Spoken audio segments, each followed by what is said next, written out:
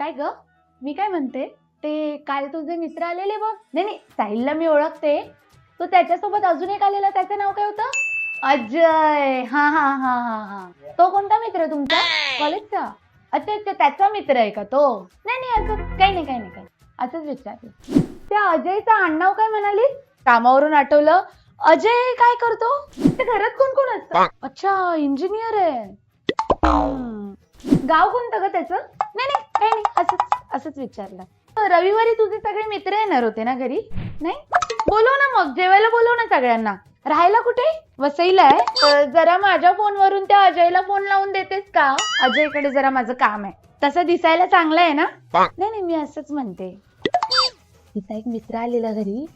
हो, स्वभावाला पण छान आहे, दिसायला पण चांगला आहे, आपल्याच गावचा आहे. मला आवडलाय.